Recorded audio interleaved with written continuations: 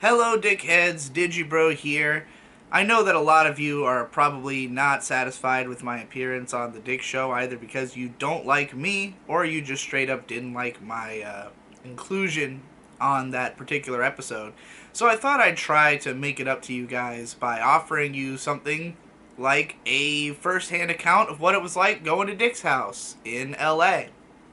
Um, I'm not going to talk about anything I don't think Dick or 80s Girl would want me to say, though I did at one point kind of ask Dick permission to say some of it, and he basically said okay. Um, there's some things I think he'll probably talk about on the show eventually. So if you don't want any potential spoilers, then, go ahead and click off this video because you don't want to hear me talk anyways. But, so anyway, Dick Masterson, as you are most likely aware, he lives on a mountain bunker deep in the heart of the city of failure. If you're familiar with LA, it's pretty easy to figure out where that is because there happens to be one gigantic mountain that overlooks the entire city and kind of forms its northern border. So, as I'm in LA, I'm looking at this mountain thinking, I wonder if that's where Dick Masterson lives and if I can come be on his show. Now, I happen to know that Dick is a very last-minute organizer, that usually if there is a guest in studio, it's somebody who happened to be in town that weekend, and that if he doesn't have somebody who happens to be around, he'll usually just do a show with just him and Sean, which is fine. Those are some of my favorites because I really think that Dick himself is what makes his show great. Him and Sean have amazing chemistry. They've been friends forever. I didn't want to be a guest who comes in and talks for 30 minutes and is the least interesting part of the show. I might be the least interesting part, but at least I won't take up 30 minutes.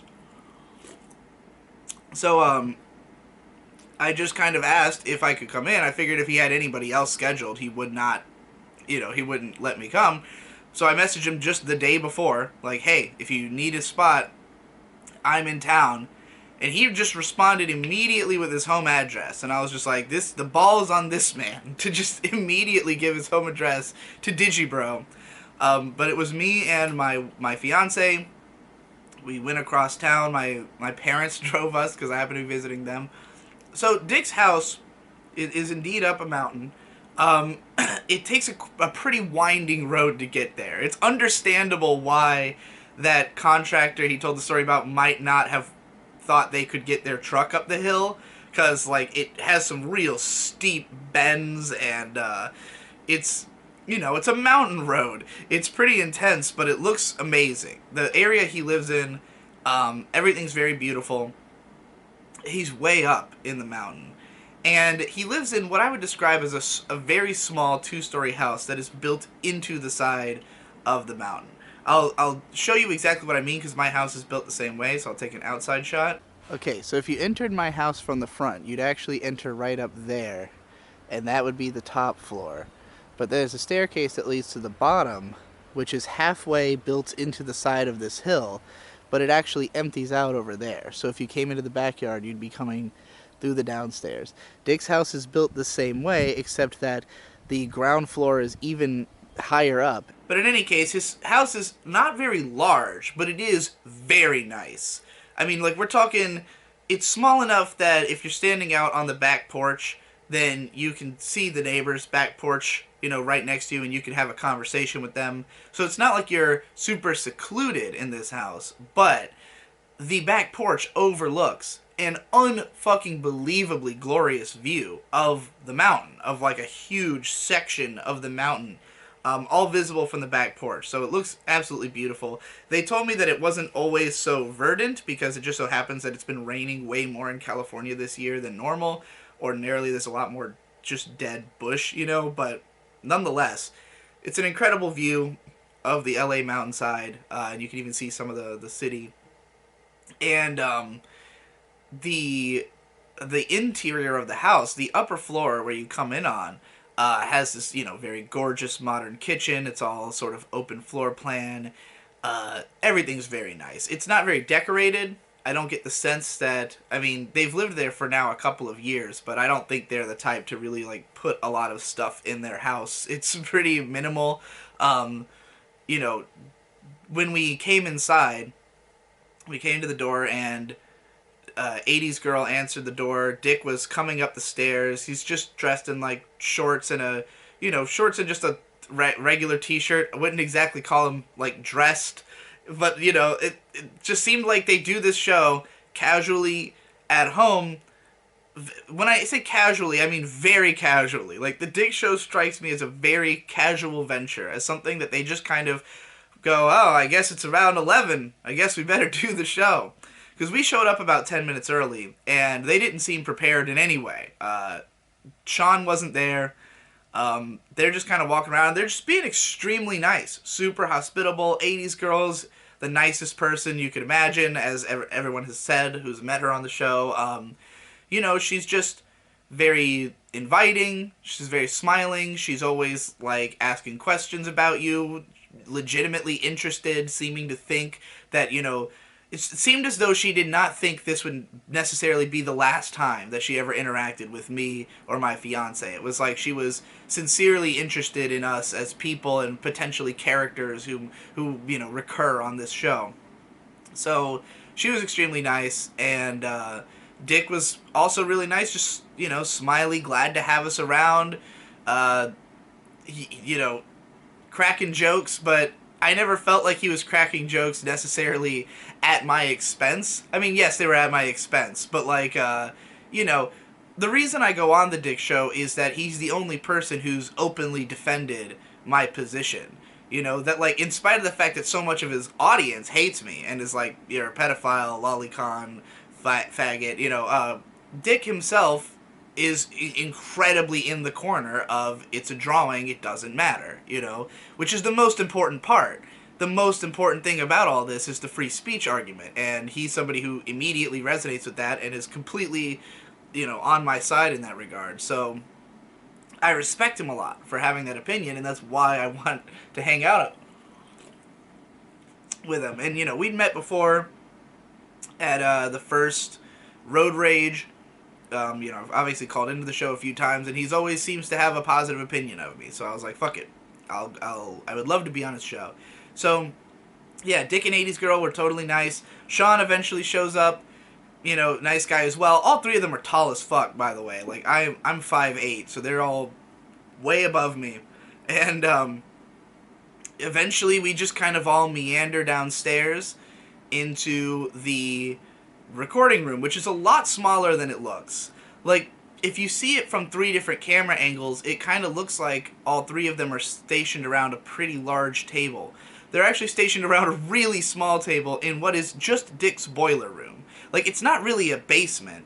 It's because this house is only 2 stories. So, the top floor is basically just a kitchen, a living room, and, like, a small, I guess, office room or bedroom. And then the bottom floor is, like, a bedroom, a bathroom, maybe, I think there might be 2 bedrooms downstairs and a furnace room. So, and they're all, small rooms. So the furnace room is quite small, and it's just, like, decorated with all the stuff that you see on the cameras. It doesn't really go beyond the cameras, because why bother? Though there is, like, a shelf behind Dick's head that's got, like, all the Stereos' books and all the, like, books and random stuff that's been sent into the show. Like, I get the sense that anything that's been sent in, relatively stays in that room, unless it's, like, an alcohol or something like that. There's also an AC unit that is dead quiet. It looks just like what I've got here, but it does not make a sound. Apparently it was very expensive. So you've got, like, 4 mics, tons of headphones all over the place for anybody who wants. The table is kind of a clusterfuck, because it's just usually got the remnants of previous shows on it. Again, I get the sense that there's very much a wander down to the furnace room, record a podcast, wander back out, and don't think about it too much, for the rest of the time, unless you happen to be recording something else. I mean, I've always heard that Dick spends a lot of time in that basement going on other podcasts and stuff like that, so, whatever. In any case, we all go down. It takes about probably 15-20 minutes for prep. the first 5-10 minutes is before we actually go live. At some point, Dick realizes who I am. I mean, not Dick, but Sean. Like, Sean had just been, like, hanging out, and then Dick said something that made Sean go, I just realized who we actually have in studio today, which was pretty hilarious. But, you know, I was there with my fiance, so she's hanging out. She's on headphones. 80s girl's on headphones. You probably figured that 80s girl listens to all the shows, if she can help it. You know, I think sometimes she has to go do things, but she was there the whole time for this recording. So her and May are just off to the side, and yeah, the three of us are on. I, of course, was like, yeah, put me on camera. I'm on camera all the time. But, like, again, I wasn't necessarily... I was hoping to be more of, like, a Keon Magana type guest than, like, a full-blown guest. Because, as a fan of the Dick Show, my favorite episodes are just Dick going on and on by himself. And the reason I've never called in more to the Dick Show... Because Dick has basically told me, like, I can call in anytime I want. Like, he just likes having people as guests. He likes to have multiple guests on a show, you know, and he can't always get people. He can't always get guests. So he's just like, if you want to come on, go ahead. But I'm not that funny. I'm not really a comedian type. I'm not really out to crack a lot of jokes. And while I am edgy and somewhat political, I'm not that, like, I don't have normal political arguments. I have, like, weird things I care about. So, like, just generally, I know you don't want to hear about this if you're a Dick Show fan, but, like, I just generally don't think that I am, like, a great fit for the Dick Show in terms of, like, the show as it normally is. It's like, I can come in if there's something I specifically can contribute. Like, the discussion was hovering around dicks and circumcision for a while, so I call in to talk about having an uncircumcised dick, you know. Sometimes with the lolly thing, Dick invited me on. You know, he saw that there was something going on Twitter. He's somebody who's been kicked from Twitter a whole bunch and attacked on Twitter, so he has me on to talk about that, you know. The first call-in I did was because Road Rage Philly had just happened. I happened to be there. I'm somebody who can, who can obviously talk on camera because it's what I do for a living. So he brings me in to talk about that show as, like, here, there was, like, a somewhat famous guy at this show. That's who's going to talk about it, you know? But I haven't tried to call in frivolously for other reasons other than Crippled Jesus challenging me to a boxing match. Because I don't think it'll be that funny. So I tried to kind of stay in the background and only really talk if I thought that I could either have something funny to say or to help to continue a funny train of thought, you know? I like to be a bounce pad. I had a lot of fun doing things like the smelly guy bit, where Dick just kept going on and on about how to tell a guy that he smells, and I just kept finding ways to bounce it back at him even more ridiculous than he'd already made it. You know, like, let's see how far we can take this sort of thing. That was a lot of fun. You know, I tried to, with the Soph call, try to, like, basically, I wanted to get more of her perspective as somebody who is a very young YouTube content creator who's famous on YouTube, because, like, I know the YouTube scene. I know what it's like to make a lot of money on YouTube and to get a lot of views, and she has even more than I do, you know, and, like, she's young as hell, and, like, I was also doing this kind of work back during high school, so, like, I thought it would be interesting to try to, you know, to try to get her to talk about more of, like, the personal angle of how this affects your life as a 14-year-old who is in school making videos about how bad school is. Which is why I thought it was funny that after I had told my whole story about how I almost got expelled for writing something, it turned out she had gone through the same thing already. Like, she had already been through, I almost got expelled for writing something I shouldn't. So, like, you know, that was funny. I know other people were probably like, oh, don't let Digi talk at all during her call, he's boring, but I was fascinated by just, like, you know, this person becoming famous at such a young age for such aggressive opinions, and I was like, I can't even imagine if that many people had been paying attention to me back when I was expressing opinions like this when I was that age, you know, and almost getting kicked out of school when I didn't even have an audience. Anyway, yeah, overall, I had a great time on the show. It flew by. Like, the episode is, like, 3 hours long, I think, and it felt like it was over in a flash. I was just kind of laid back, having to go piss every hour or so, and having a good time, like listening to Dick and Sean go back and forth, and just trying to let it ride as much as possible. Um, but yeah, afterwards, then Dick and I and 80s Girl all went out to lunch. Sean had to go because he had to edit the bonus episode, which I guess was real late, and he was busy with his shit. So we all head out to a Mexican place. Well, it was sort of just a bar that happened to serve like Mexican-ish food. Um, I got a quesadilla that was incredible. We had Dick bought us some beers. He just overall, again, extremely nice guy, extremely amicable. We were talking about internet drama, and like I was telling him about exactly what happened between like me and Monkey Jones, and just regaling each other with stories. The most interesting thing he told me, though, is about his past and like what he was doing over the years. So, and he told me I could talk about this, and I encouraged him to bring it up on the show. I don't know why he hasn't yet, other than to have more stories to tell. But apparently, Dick, for a while, he had owned a bunch of servers in his house, and he started up like an illegal downloading site way back in the early 2000s.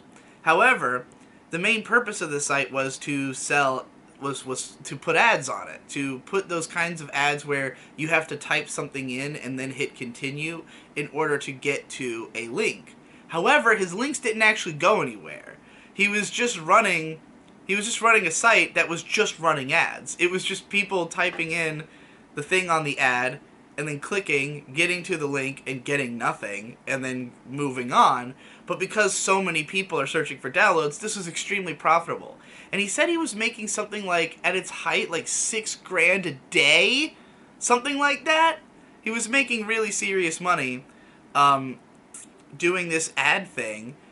And then there was also something, I didn't get too much of this story, but something about like black market drug sale online. Maybe that was the one where he was making $6,000 a day.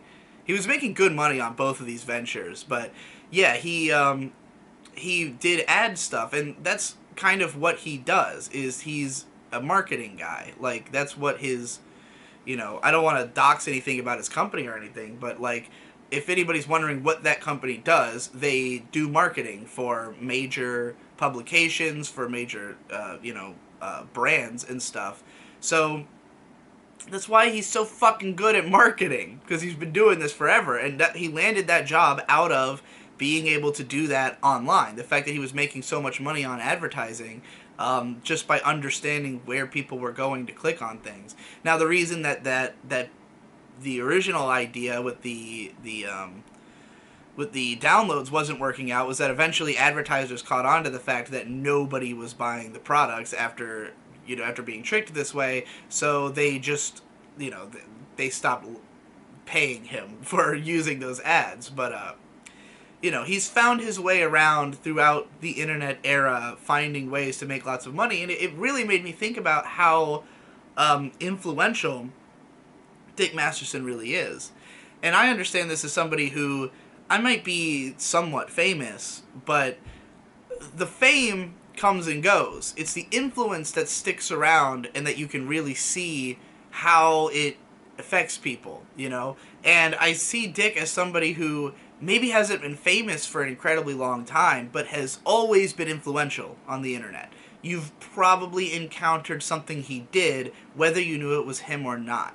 You might have run into one of his ads that he was selling. You might have run into something he did online without knowing that it was Dick Masterson. And he hasn't taken credit for a lot of things. He's gone and just continued. Dick is somebody who doesn't, in spite of the fact that he has lots of great stories and he likes to tell them and hype them up and, and sell them for to the audience, he is not really somebody who's quick to jump into his old stories, because he's constantly building a new story. His new story is even more interesting. It's even more crazy, So I think for me, as a longtime fan who's kept up with all the stories, I'm always like wanting to hear more of the backstory, because I want to know, how do you find yourself in a position to be Dick Masterson?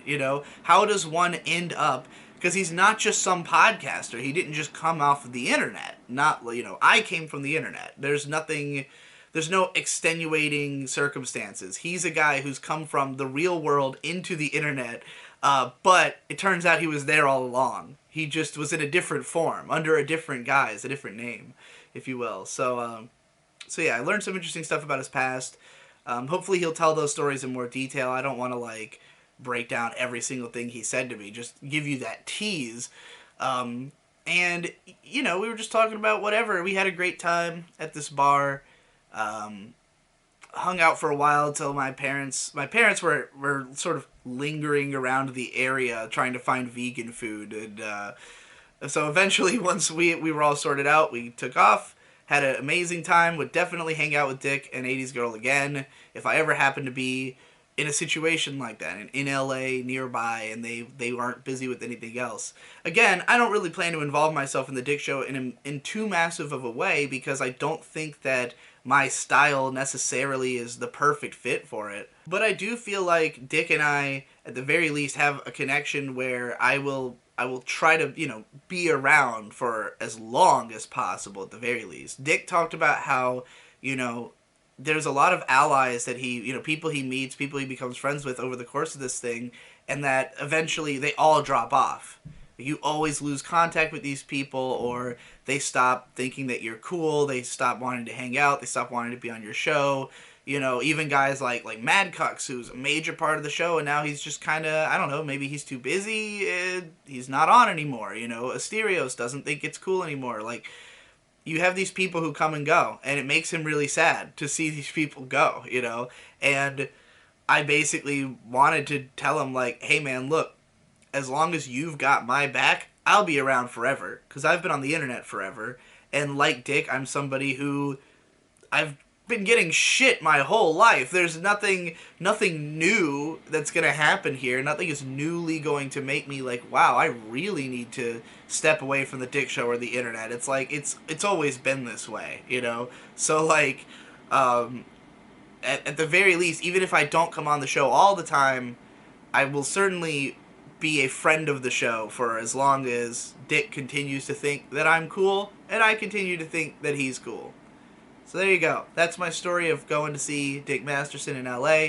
Beautiful house, 2 stories, view of the whole mountain. It is very expensive. I asked him for the price. I don't know if he wants to share that. The room is really small, but it is cozy. Shitty chairs though. They could afford to get better chairs down there. And the Mexican restaurant bar he took us to was fantastic. I don't want to say the name of it, not that I remember, because I don't want to dox his location too hard. It was nearby, but phenomenal quesadilla, great beer that Dick paid for. Yeah, good times.